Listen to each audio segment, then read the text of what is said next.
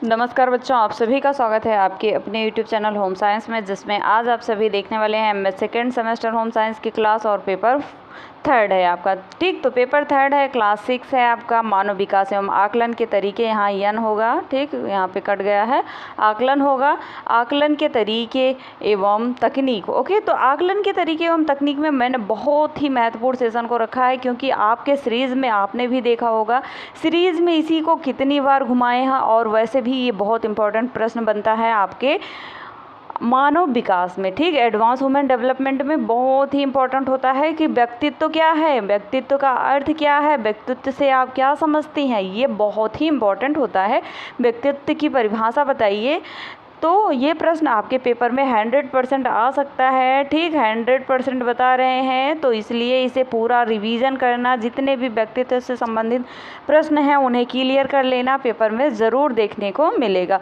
तो आइए हम बढ़ते हैं आगे महत्वपूर्ण प्रश्नों के साथ। इससे पहले जो पहली बार जुड़े हैं, रोज़ाना की तरह चैनल को लाइक करें। जो पहली बार जुड़े हैं, वीडियो लाइक करें, शेयर करें, और जो चैनल को भी सब्सक्राइब नहीं किए हैं तो वो ज़रूर चैनल को सब्सक्राइब करें, क्योंकि आप सब टाइम वेस्ट करते हो।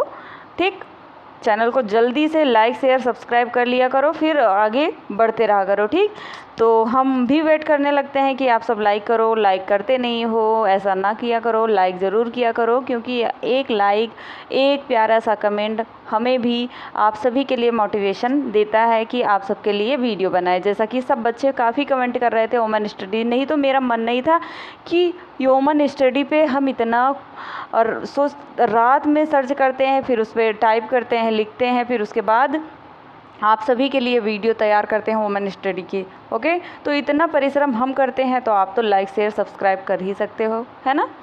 तो आइए आगे बढ़ते हैं, देखते हैं। पहला प्रश्न है, व्यक्तित्व के अर्थ एवं प्रकार का वर्णन कीजिए। Meaning of personality. तो व्यक्तित्व का अर्थ क्या है? सबसे पहले, आज से लगभग 2 वर्ष पूर्व व्यक्तित्व के लिए पर्सन, जिसे हम पर्सोना शब्द का उपयोग किया जाता था। पर्सोना शब्द का अर्थ है नकाब, ठीक, मास्क जिसे हम बोलते हैं, अथवा वेशभूषा। पर्सोना शब्द के अनुसार व्यक्तित्व का अर्थ बाह्य गुणों से लगाया जाता है। ठीक, तो बाह्य गुणों से, ये पर्सन नहीं है, पर्सन ऐसे रहता है, पर्सन, ये पर्सोना है। ठीक, पर्सोना के शब्द से उत्पत्ति हुई थी व्यक्तित्व, पर्सनालिटी की। ठीक, अर्थात बाह्य गुणों से लगाया जाता है। व्यक्तित्व से संबंधित सैकड़ों परिभाषाएं हैं जिनका वर्णन आलपोर्ट ने किया। ठीक, किसने किया? आलपोर्ट ने किया। कुछ महत्वपूर्ण वैज्ञानिक और प्रचलित परिभाषाएं निम्नलिखित हैं, जिसमें आलपोर्ट ने कहा कि ये परिभाषा याद कर लेना, राइटर का नाम याद कर लेना, वेरी इंपॉर्टेंट है। ठीक, राइटर बहुत ही महत्वपूर्ण होते हैं, क्योंकि राइटर से प्रश्न जरूर बनता है। आलपोर्ट के अनुसार, आलपोर्ट ने कहा, व्यक्तित्व व्यक्ति के मनोदैहिक गुणों का वह गत्यात्मक संगठन है जो व्यक्ति के वातावरण के प्रति क्या करता है? अपूर्व समायोजन को निर्धारित करता है। ये आपके आलपोर्ट ने कहा। ये दोबारा भी रिवीजन कर सकते हो, स्क्रीनशॉट लेकर के रिवीजन कर सकते हो, आपके पास सीरीज है उससे भी रिवीजन कर सकते हो। ठीक, बहुत इंपॉर्टेंट है। मन ने क्या कहा? मन ने कहा कि व्यक्तित्व की परिभाषा उस अति विशेषतापूर्ण संगठन के रूप में की जा सकती है जिसमें क्या होता है? व्यक्ति की संरचना, व्यवहार के ढंग, रुचियाँ, आवृत्तियाँ, क्षमताएं और अभिक्षमताएं सम्मिलित होती हैं। आर्जेनिक के अनुसार, आर्जेनिक ने कहा कि व्यक्तित्व व्यक्ति के चरित्र, चित्र, प्राकृतिक ज्ञान, शक्ति एवं शारीरिक गठन का लगभग एक स्थायी और टिकाऊ संगठन है, जो क्या करता है? वातावरण में उसके अपूर्व समायोजन को निर्धारित करता है। ठीक, तो आइजेनिक के अनुसार था। अब वाल्टर मिशेल के अनुसार क्या है? वाल्टर मिशेल ने कहा कि व्यक्तित्व का अर्थ व्यवहार के उस विशिष्ट पैटर्न, जिसमें चिंतन और संवेग भी हैं, से होता है, जो प्रत्येक व्यक्ति के जीवन की परिस्थितियों के साथ होने वाले समायोजन को निर्धारित करता है। वेरन के अनुसार, वेरन ने कहा कि सामान्यतः व्यक्तित्व की परिभाषा उसके विशिष्ट संवेगों, चिंताओं और व्यवहारों में सापेक्ष रूप में स्थिर नमूने, पैटर्न के रूप में की जाती है। ठीक, परवीन के अनुसार, परवीन ने कहा कि व्यक्तित्व किसी व्यक्ति या व्यक्तियों के उन संरचनात्मक और गत्यात्मक गुणों का प्रतिनिधित्व करते हैं जो किसी परिस्थितियों के प्रति विशिष्ट प्रत्युत्तरों के द्वारा परिलक्षित होते हैं। इसमें से जो आपको अच्छा लगे, लगभग 3 तो परिभाषा व्यक्तित्व की याद ही कर लेना। ठीक, 3 परिभाषा याद कर लेना, बाकी जो जो आपको ठीक लगे परिभाषा, ठीक। और सभी इम्पोर्टेंट हैं। श्रीवास्तव DN के अनुसार इतना कोई बताता नहीं है कि कम कर दो। अब फिलहाल आपका नंबर नहीं कटेगा, 3 परिभाषा याद कर लेना ज़रूर, ठीक। DN ने व्यक्तित्व को परिभाषित करते हुए लिखा कि व्यक्तित्वशील गुणों जिसमें चिंतन, भाव, संवेग, ज्ञान शक्ति, अभिप्रेरणात्मक व्यवस्थाओं और व्यवहार का सापेक्ष रूप से स्थायी, गतिशील, विशिष्ट नमूना पैटर्न है जो वातावरण की परिस्थितियों के साथ व्यक्ति में क्या करता है, समायोजन को निर्धारित करता है। तो अभी तक लाइक शेयर नहीं करते हो तो लाइक शेयर तो कर लो, ठीक। जो पहली बार जुड़े हैं, अभी देख भी रहे हैं, सब्सक्राइब नहीं करना चाहते, बिल्कुल ना करें, ठीक। मनोवैज्ञानिकों की उपर्युक्त परिभाषाएं यद्यपि अलग अलग ढंग से कही गई हैं, हर परिभाषा में कुछ न कुछ व्यक्तित्व की नई विशेषताएं कही गई हैं, ठीक। हर एक परिभाषा में व्यक्तित्व की नई विशेषताएं कही गई हैं। फिलहाल हम बोल रहे हैं सिर्फ 3 ही याद कर लेना, 3 ही काफ़ी है पेपर से पहले, ठीक। इन परिभाषाओं को अधिसापेक्ष संक्षेप में करते हुए कहा जा सकता है कि व्यक्तित्वशील गुणों का एक समन्वित पैटर्न है और शील गुणों का वह नमूना व्यक्तित्व के समायोजन को वातावरण की विभिन्न परिस्थितियों में निर्धारित करती है। तो आइए जानते हैं व्यक्तित्व के प्रकार, टाइप ऑफ पर्सनालिटी। ओके, तो टाइप ऑफ पर्सनालिटी में सबसे पहले देखते हैं भिन्न भिन्न अनुशासनों में व्यक्तित्व के भिन्न भिन्न प्रकार निश्चित किए गए हैं। किसी एक अनुशासन में व्यक्तित्व को भिन्न रूपों में विभाजित किया गया है। मनोवैज्ञानिक द्वारा किए गए कुछ मुख्य वर्गीकरण निम्नलिखित हैं। जैसा शारीरिक रचना के आधार पर वर्गीकरण देखा जाए तो व्यक्तित्व का, ठीक। कुछ मनोवैज्ञानिक ने व्यक्तित्व का वर्गीकरण मनुष्य की शारीरिक रचना के आधार पर किया, जिसमें मनोवैज्ञानिक क्रेचमर द्वारा किया गया वर्गीकरण निम्नलिखित है। जैसे लंबकाय क्या है, स्थानिक। इस वर्ग में क्रेचमर ने लंबे और दुबले पतले व्यक्तियों को रखा। ये व्यक्ति प्रायः अलग रहना पसंद करते हैं और दूसरों की आलोचना में आनंद लेते हैं, परंतु अपनी आलोचना सहन नहीं करते हैं। ये लंबकाय व्यक्तित्व वाले होते हैं। सुडोलकाय क्या होते हैं, एथलेटिक क्या होते हैं, ये ऐसे व्यक्तित्व होते हैं। इस वर्ग में क्रेचमर ने सामान्य कद के स्वस्थ एवं पुष्टकाय व्यक्तियों को रखा। इन व्यक्तियों का व्यक्तित्व सामान्य होता है, इनमें सामंजस्य की क्षमता अधिक होती है, ठीक। गोलकाय में क्या है, पैनिक क्या है। इस वर्ग में क्रेचमर ने छोटे कद के स्वस्थ व्यक्तियों को रखा है। ये व्यक्ति प्रायः आराम मतलब होते हैं और विनोदी स्वभाव के भी होते हैं, ठीक। तो नेक्स्ट है स्वभाव के आधार पर किसने कहा है पर्सनालिटी को स्वभाव के आधार पर। यह हमारे गैलन ने कहा कि 4 वर्गों में विभाजित किया। पहला उग्र स्वभावी, जिसे हम क्लिनिक कहते हैं। इस वर्ग में गैलन ने शक्तिशाली एवं उग्र स्वभाव वाले व्यक्तियों को रखा है, ठीक। इस वर्ग के व्यक्तियों को क्रोध बहुत शीघ्र आता है।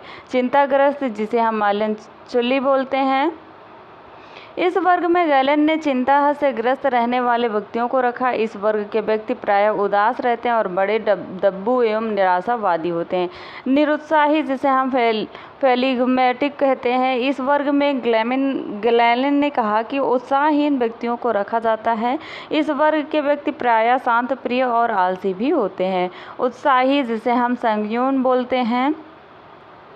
इसमें क्या होता है, इस वर्ग के व्यक्तियों में गैलन ने कहा कि इस वर्ग के व्यक्ति में उत्साह से पूर्ण व्यक्तियों को रखा जाता है। इस वर्ग के व्यक्ति आशावादी और क्रियाशील होते हैं। मूल्यों के आधार पर वर्गीकरण। पहला मनोवैज्ञानिक स्पेंजर, जो मनोवैज्ञानिक, अभी तक आपने गैलन के बारे में जाना। अब गैलन ने कहा पर्सनालिटी के ऊपर और क्रेमचर ने कहा। फिर उसके बाद आते हैं स्प्रेजर ने कहा कि मूल्यों को 6 वर्गों में विभाजित किया और उनके आधार पर व्यक्तित्व को भी उग्र 6 वर्गों में विभाजित किया, ठीक। सैद्धांतिक, जिसे थ्योरेटिकल कहते हैं। इस वर्ग में स्पेंजर ने कहा कि उन व्यक्तियों को रखा जाता है जो सदैव ज्ञान प्राप्त करने के इच्छुक रहते हैं, इस सिद्धांतों को महत्व देते हैं और कुछ कष्ट सहन कर भी आदर्शों का पालन करते हैं। ऐसे व्यक्ति प्रायः अव्यावहारिक होते हैं, ठीक। नेक्स्ट आता है आर्थिक। आर्थिक जिसे हम इकोनॉमिकल बोलते हैं, इस वर्ग में स्पेंसर ने कहा कि उन व्यक्तियों को रखा है जो भौतिक सुखों के इच्छुक होते हैं, ठीक, धन को अधिक महत्व देते हैं और धनार्जन के लिए कुछ भी कर सकते हैं। ऐसे व्यक्ति प्रायः व्यवहारिक होते हैं, ठीक। उसके बाद सामाजिक आता है, सोशल। इस वर्ग में स्पेंसर ने कहा कि उन व्यक्तियों को रखा जाता है जो समाज और सामाजिक संबंधों को अधिक महत्व देते हैं, दयालु, त्यागी और परोपकारी होते हैं, समाज सेवक एवं समाज सुधारक होते हैं। ऐसे व्यक्ति बहुत अधिक व्यवहार कुशल होते हैं, ठीक। नेक्स्ट आता है, स्पेंसर ने कहा कि राजनैतिक जिसे हम पॉलिटिकल बोलते हैं, इस वर्ग में स्पेंसर ने उन व्यक्तियों को रखा जो राजकाज में रुचि लेते हैं, राजसत्ता से जुड़े रहना पसंद करते हैं, चाहते हैं और राज्य में अपनी भागीदारी चाहते हैं। ऐसे व्यक्ति राजनीतिक दांव पेच में बड़े माहिर होते हैं। जैसे इस समय आपके कौन हैं, सभी के यहाँ अलग अलग होंगे राजनीतिक दल में। धार्मिक जिसे हम रिलीजियस बोलते हैं। तो बच्चों जैसे नेता लोग आपके योगी जी हैं, ठीक, इनको पता है दांव पेच कैसे खेला जाए कि हम जीतें, ठीक। इस वर्ग में स्पेंसर ने उन व्यक्तियों को रखा है जो ईश्वर में विश्वास करते हैं, दैवीय प्रकोपों से डरते हैं और आध्यात्मिक मूल्यों का पालन करते हैं। ऐसे व्यक्ति प्रायः आत्मसंतोषी एवं परोपकारी होते हैं। सौंदर्यात्मक जिसे एस्थेटिक बोलते हैं, इस वर्ग में स्पेंसर ने उन व्यक्तियों को रखा है जो सौंदर्य प्रिय होते हैं। ऐसे व्यक्तियों का झुकाव प्रायः कला, संगीत एवं नृत्य आदि की ओर होता है, ठीक, अधिक होता है, ठीक। तो अब आइए स्पेंसर के अनुसार अब सामाजिक अंतःक्रिया के आधार पर वर्गीकरण देख लेते हैं। सामाजिक अंतःक्रिया के आधार पर जुंग ने कहा कि व्यक्तियों को उनकी सामाजिक अंतःक्रिया के स्वरूप के आधार पर निम्नलिखित 3 वर्गों में विभाजित किया गया, ठीक। पहला है अंतर्मुखी, देख पा रहे हैं, अंतर्मुखी जिसे हम इंट्रोवर्ट बोलते हैं। इंट्रोवर्ट, इस वर्ग में जुंग ने उन व्यक्तियों को रखा है जो आत्मकेंद्रित, आत्मचिंतक, एकांत प्रिय और संकोची होते हैं, साथ ही संवेदनशील, कर्तव्यनिष्ठ और मितभाषी होते हैं। ऐसे व्यक्ति लोक व्यवहार में प्रायः कम कुशल होते हैं। बहुमुखी क्या है, एक्सट्रोवर्ट, इस वर्ग में जुंग ने उन व्यक्तियों को रखा है जो समाज केंद्रित, व्यवहारिक, साहसिक, चिंता मुक्त और आशावादी होते हैं। ऐसे व्यक्ति सामाजिक कार्यों में रुचि लेते हैं और लोकप्रियता प्राप्त करते हैं, ठीक। उसके बाद उभयमुखी जिसे हम एम्बिवर्ट बोलते हैं। जिन व्यक्तियों में अंतर्मुखी व्यक्तित्व के अधिक लक्षण होते हैं उन्हें अंतर्मुखी वर्ग में रखते हैं, और जिनमें बहिर्मुखी व्यक्तित्व के अधिक लक्षण होते हैं उन्हें बहिर्मुखी वर्ग में रखते हैं। और जिन व्यक्तियों में अंतर्मुखी एवं बहिर्मुखी दोनों व्यक्तियों के लक्षण लगभग समान रूप में होते हैं उन्हें हम उभयमुखी वर्ग में रख जाता है, ठीक। नेक्स्ट आता है समायोजन के आधार पर वर्गीकरण, ठीक। अधिकतर मनोवैज्ञानिक व्यक्तित्व को योजन के रूप में लेते हैं, ठीक। प्रत्येक व्यक्तित्व जन्मजात शक्तियाँ लेकर पैदा होता है। जब वह अपने बाह्य पर्यावरण के संपर्क में आता है तो उन अनेक बाह्य शक्तियों एवं समस्याओं का सामना करना पड़ता है। व्यक्ति को अपने जैविक एवं मनोवैज्ञानिक आवश्यकताओं की पूर्ति हेतु इन पर्यावरणीय शक्तियों या समस्याओं से पार पाना होता है। इस हेतु वह जो प्रयत्न करता है उसे समायोजन कहते हैं। यह समायोजन भिन्न भिन्न प्रकार से करते हैं। इस आधार पर व्यक्तियों को निम्नलिखित 2 वर्गों में विभाजित किया जाता है। पहला है सुसमायोजित, वेल एडजस्टेड। जो व्यक्ति अपनी आंतरिक एवं बाह्य शक्तियों एवं मांगों में संतुलन बनाने में समर्थ होते हैं उन्हें हम सुसमायोजित व्यक्तित्व कहा जाता है। ऐसे व्यक्तित्व का व्यवहार बहुत संतुलित होता है और समाज के प्रति सम्मत होता है। दूसरा है, यही आपका लास्ट है, दूसरा है कुसमयोजित, ठीक। वीडियो काफ़ी बड़ा हो जाता है इस समय। कुसमयोजित जिसे हम माल एंड एडजस्टेड बोलते हैं।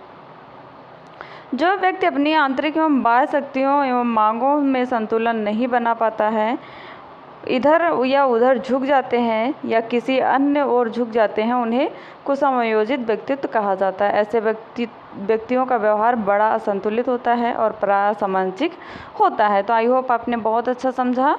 तो जो लाइक शेयर अभी नहीं किए हैं लाइक शेयर कर दीजिए। मिलते हैं नेक्स्ट वीडियो में नेक्स्ट टॉपिक के साथ। तब तक के लिए जय माता रानी। पढ़ते रहो, मुस्कुराते रहो प्यारे बच्चों।